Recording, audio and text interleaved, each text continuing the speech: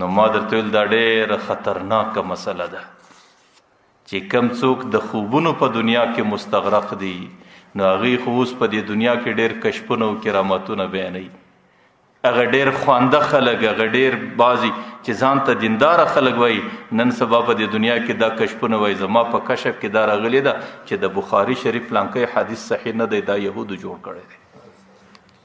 وایي زما په کرامت ما ته پیغمبر علیه صلات وسلام دا راښکاره کړې ده چې د ترمیزي شریف پلانکی حدیث دا صحیح حدیث نه دی. نن د هغې کرامتونه او کشفونه دې حال ته رسېدلی دي. لیکن الله تعالی د جنتونه ورکړي هغه د هر وخت علماو ته چې په ټوله معاشره کې الله تعالی د هغې انتخاب د دین د حفاظت لپاره کړی دی.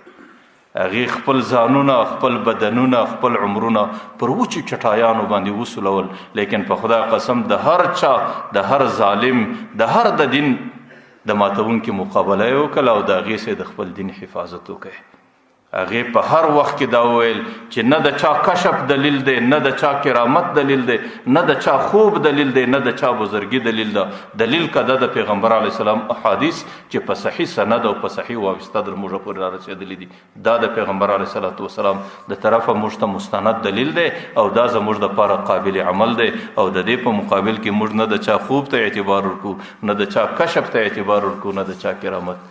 زموږ د صدی مجدد حکیم الامت حضرت اشرف علي تانوي رحمت الله علیه دی، هغې خو در دې حده پورې ویلي دي چې خلکو په دې کشفونو په خوبونو مخه تاوځئ. کشف او خوب دا لیوني ته هم راځي او کشف او ښه خوبونه دا کافرانو ته هم راځي.